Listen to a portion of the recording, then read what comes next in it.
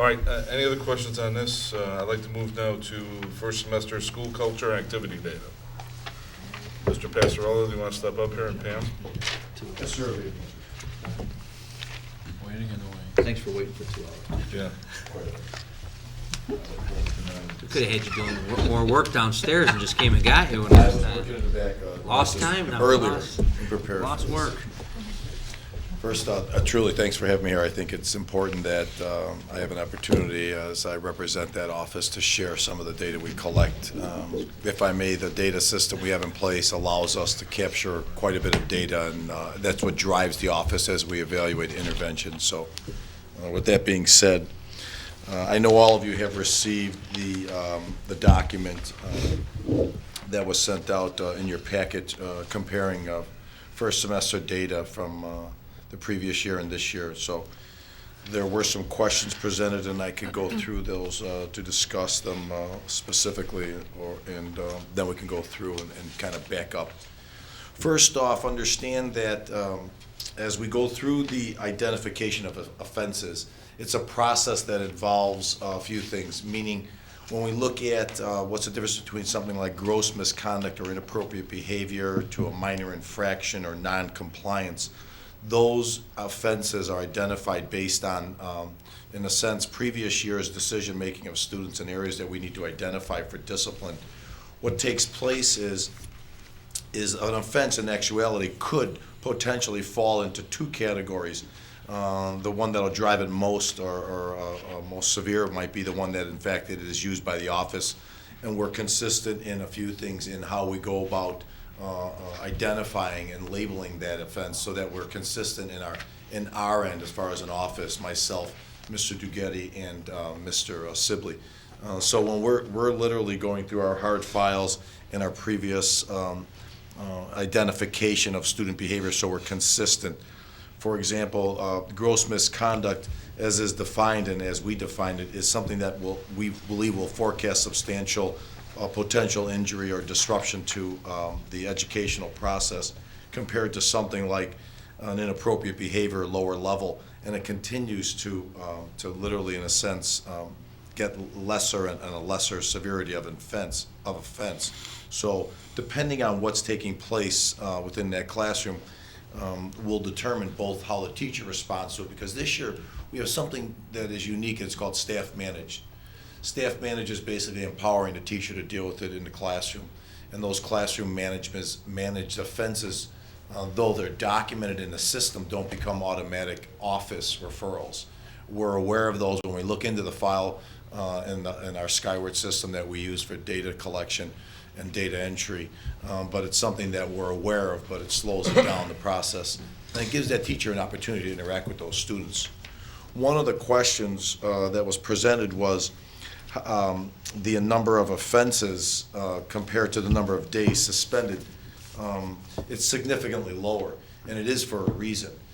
The offices that myself and Mr. Sibley oversee with the assistance of Mr. Dugetti, and besides working with Ms. Bilesma, the principal, it's the interventions that we're incorporating. We're trying to keep kids in school longer and more often. So previous year, as we continue to reevaluate what we're doing for students who are violating the school policies, we're trying to keep them in school and be creative as long as they're not disrupting at a level that we believe is counterproductive to that classroom environment. So we're using alternative, which would be an ADL, would be an alternative day lunch assignment. So we're bringing them into a lunchroom, in a sense, a detention room, or a Saturday detention. So we're really trying to be creative in a sense, but consistent with that creativity, so we keep students in the building. The back end, which I know is important to school boards and administrators, is keeping kids in school. And I say the back end because first and foremost, it's the rights of those students attempting to learn in that classroom environment that cannot be violated. When they are, we're working with student services to work with those students. And so the data collection that we, you see the end result on is critical for us to really to do what the PBS is working on. That's our positive behavior system team. Is where are the offenses occurring? What time of the day are they occurring? And we're going into capturing that type of data. So we're looking at location, grade level, the times, the offense that's occurring the most, and then by gender. By capturing that information and kind of overlapping it with what we do in the office, it really gives us, in a sense, an overlay upon overlay of data that we look at and try to figure out where these things are occurring that are disrupting the learning of both of the student doing it and those around them. So it's really helpful for us when we're doing that. We also are realistic. You can't encompass a list and capture every offense. And so there is where you'll have a gross misconduct, or you'll have a minor infraction, or an insubordination, which basically is non-compliance. And it's just when students aren't listening to reasonable requests from staff. And what's really exciting for the office is, like Ms. Biles was saying earlier, Mr. Dugetti focusing on our freshman class. That consistency and that ability for him to track that group from class to class as they move forward, as he's done, and he's in his third year of working with us, is critical as we look at that data that's seeing what is working as far as interventions. And then we target students, which this doesn't say that, and you know, you spoke a little bit about, you know, when a family's in crisis financially or in a situation where they could use help. Well, the same is applying to students that are in a struggle with some of the decision making. So instead of going to the business office, as you would do with finances, we shoot over to student services. And then we have different opportunities where it's called the student intervention team, or the small teams that meets consistently. The small teams meets twice a week. So we're not just tracking data and waiting for things to happen. We're trying to be very proactive. You're seeing the end result of the data collection of all that. John, you had a few questions from board members? Yes, sir. You want to respond to those? Some of those are, in fact, as I mentioned. Others are, if I may, and I want to make sure I capture those, and I believe I have. It's the suspension days are almost 100 days less than the previous year, and that is because of our interventions. Some of the magnitude of the number of events on your list are nearly identical. It's Correct. like 82 and 89. Correct. But you're down almost 50%. So can I presume something like non-compliance, we don't normally suspend a student for that? Correct. It depends on non-compliance. Basically means if in fact you're a security member, student walks away from you, fails to give you an ID, can't do that. Okay. You must hand over your ID. Sure. You must identify yourself. So previously that student may have been automatically suspended, and I have to track the data specifically. So the infractions listed on the report then are all suspensions? Yes, sir. This is a suspension report in front of you. Right. So all these are out-of-school suspensions, not in school. So to answer your question, Mr. Walsh, that is correct. We're being more creative with our discipline. If it warrants it, you're out. There are certain automatics, fighting, drug-related. Those are automatic suspensions, just two to mention. For those that, in fact, non-compliance, it's not an automatic suspension. We have to not knee-jerk and blank brushstroke discipline like that, because that's easy to do. Right. It's more difficult to do what we're doing this year. It's more individualized, but consistent in the application of those type of disciplines. And I think we're gaining a lot of ground. In my opinion, in the 10 years I've been here, this is probably the greatest year we've ever experienced with student infractions and the ability to connect. It connects back to character education, the programs we put in place, and the layers that we're gently embedding that in students. It's not just a program, whether it's character education, whether it's trying to address it through PBS, and what we're doing with that, and just trying to capture kids when they're doing well, and work with them when they're not. I believe that may have answered. Can I ask you one other question? Yes, sir. I mean, there was quite an improvement in several areas, like, alcohol was 0 this year. Yes, sir. And you talked about times of days, grades, et cetera, things you look at, but I presume you also look, there are two categories that are kind of serious that were up, which were drug possession and fighting. So can you give us a little color on, are there things you can do when you see that going up, of how you could try to address it, since those are more significant items? The one you singled out was drug possession. Was there another one you spoke of? The one right under fighting was Fighting. up about almost You double, know, too. If you look at, for example, both of those, schools are a reflection of society as a whole. Obviously, it's not a surprise, nothing profound. And we continue to work with students on that. And it's not an indication because what's taking place throughout the country in the sense decriminalization of marijuana in some states. It almost gives children this, in my opinion, misinformation. You know, you have some states, you know, decriminalizing it, even though it's not for children. You know, we know that, even if it was the state of Illinois. And that's not the reason this is going on. But what I think is happening is there's a mixed message out there in society about that. And so when they come in, we talk to students about that. Well, we're not in that state, might be our response. Well, it may be decriminalized in some states, and even if it was here, you're not of age if it was of that law was in place. So what's happening is we don't tolerate. We have zero tolerance. I'll give you an example. If you walked into the school and it was confirmed the odor on you was of marijuana, you're suspended. Just the odor. You have no contraband on you. It's in the handbook. We're very strict with that. We're sending a message. You cannot come to school under the influence, nor can you be with students that are under the influence. In other words, you're sitting in a car with other individuals. You're all going to be going down.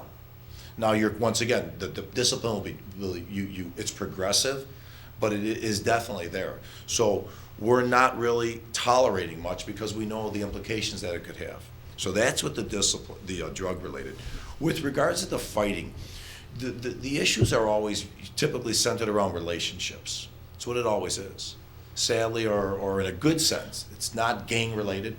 It's boyfriend or ex-boyfriend or girlfriend. So you're dealing with those, you know, disrespect, in this case, issues that they escalate to the point where we're attempting to deal with conflict resolution.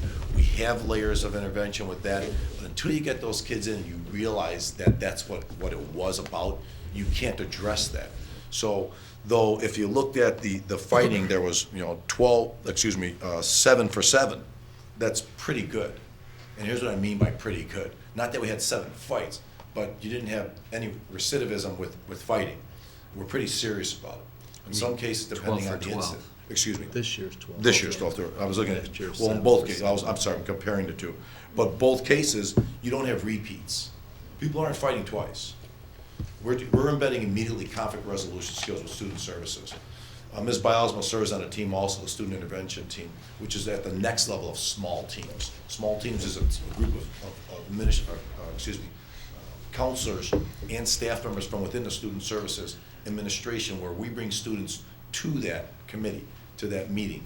That group meets twice a week.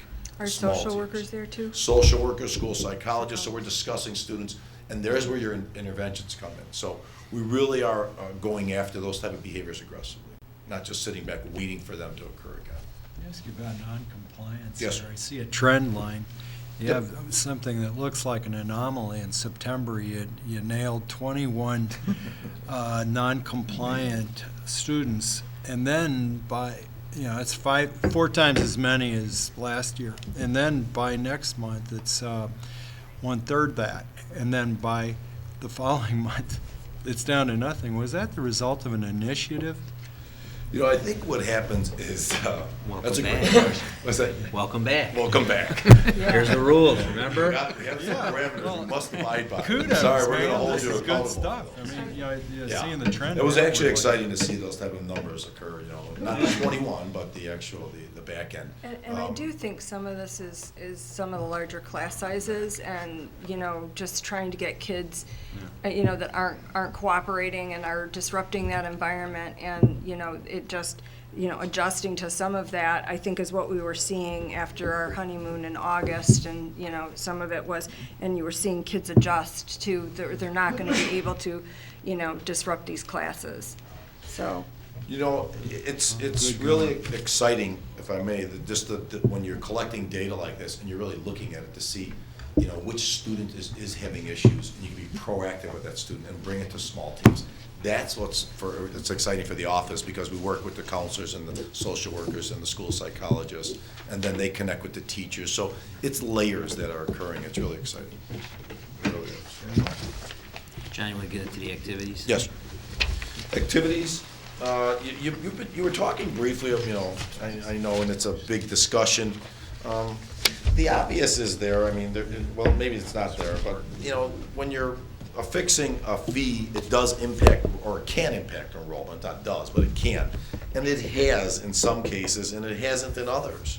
You know, and it just depends on the group. What it's done, for sure, is increase the no-charge groups, for sure. Overall, if you look at the numbers of participation, and I know you have the chart in front of you, 416 in the upper section where it talks about service, leadership, and cultural activities with no charge for this year compared to 443. So those numbers kind of shift, and it was basically speaking that what Mr. Gritchen was discussing. What do those students do, you know, when they're shifting? So who knows if they're involved in something else this year, and the change could have occurred just naturally, or is it related to some of the fees affixed? No doubt, Best Buddies Student Association and potentially OLAS is embracing more students because of that. You know, the opportunity is there to be a part of something that does not have a fee affixed to it. For sure, that's a potential there, that, without a doubt. That may be difficult to say for sure unless you actually do a survey on the students who are now involved, who may not previously have been. You know, and if you go down to the lower portion, even checking the data today and the file folder put together quite well by Mr. McGinnis's department, Ms. Reynolds, it's really clear on, you know, as far as obviously who's participating with the performance-based or competitive-based clubs, and to see what that looks like. When you look at the data from 11-12, when there was no charge, you know, you can see in some cases the chess club is less than, you know, 50%, you know, compared to the year before. The foods, the same thing.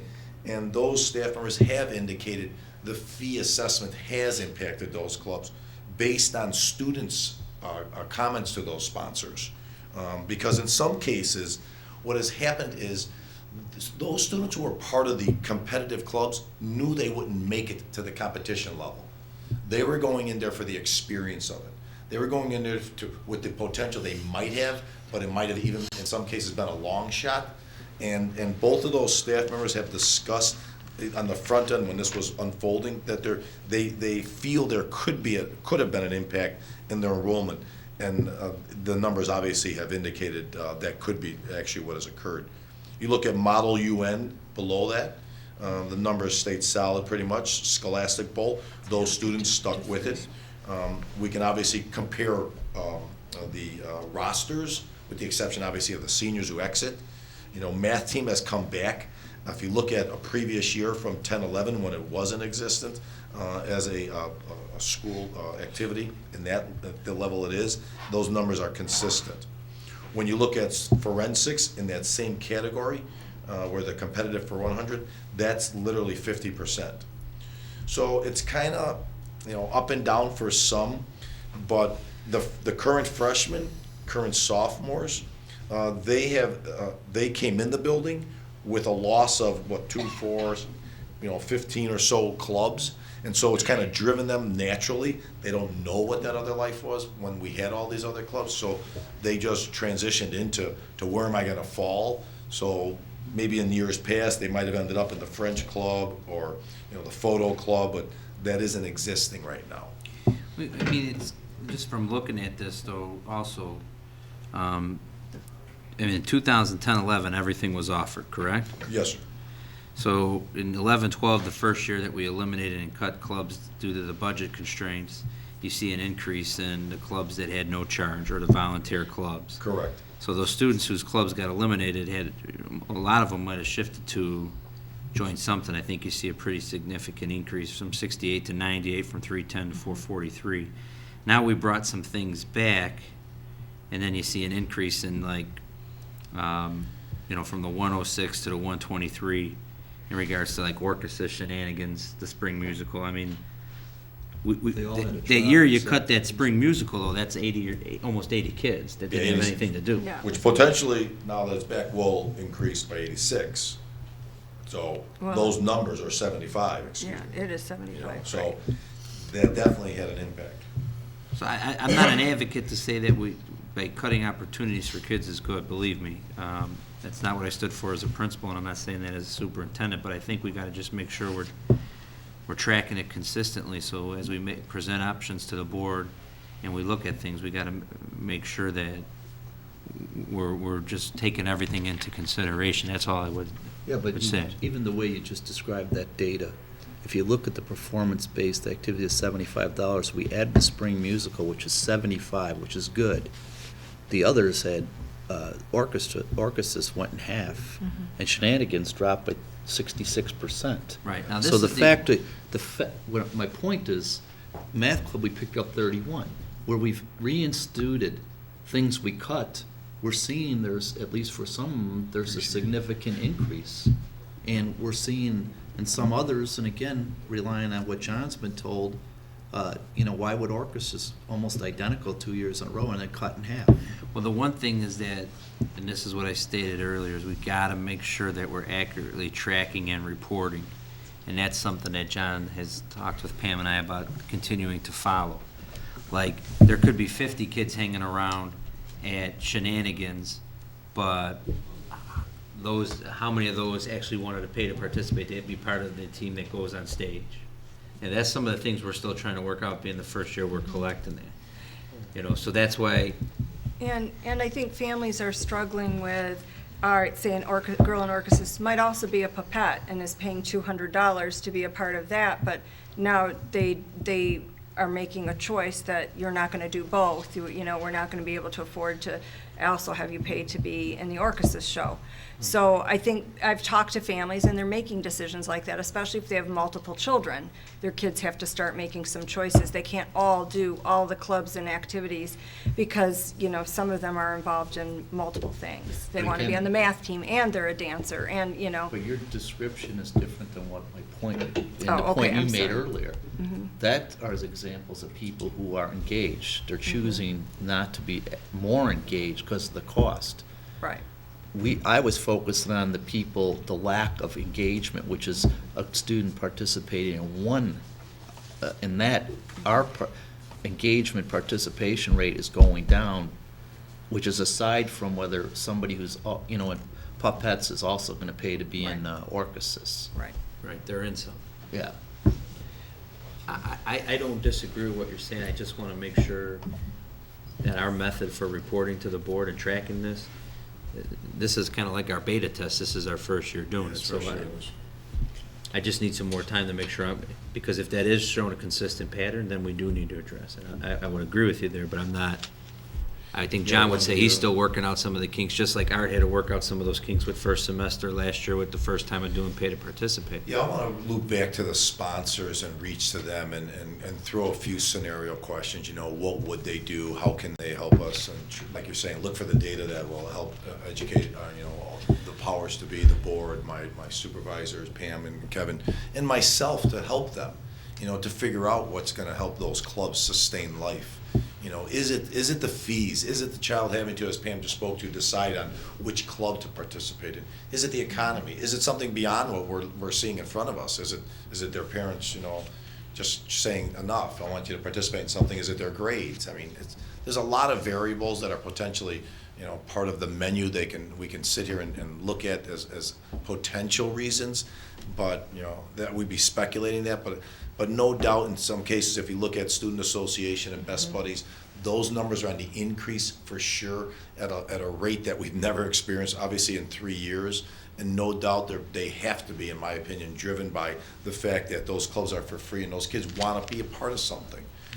And I don't know, other than literally having a survey for every child participating in every club, which could be something we look at some point, then to figure out how to gather that data, make it simple. But there is something here going on. I really don't know how to get a handle on it yet as we move forward. Like Kevin said, this is the first year we've done this as an activities, and we really are scrutinizing the data we have in front of us to help the board make decisions. Well, I can say that the Student Association, because I've talked with Angela Ziola, has really grown from the freshman class up for the last 2 years, because those kids coming in, wanted to be involved, and so it's really, that's where they're gravitating to, and it's been very popular and very effective for them, but it is also overwhelming because we did get rid of the Student Association, the other sponsor, the assistant sponsor, and so it's now such a big group for one person, whereas Best Buddies has two people. So that's something that Kevin and I have talked about shifting, looking at clubs where kids are not choosing to be involved and maybe decommissioning them for a while until there's student interest, and making sure to support the ones that are there where kids are showing up in order to make it a safer, more productive group if they're going to be that large. So Okay. we're Any looking other at that. questions for Jen? Thanks, John. Thanks, John. Appreciate it.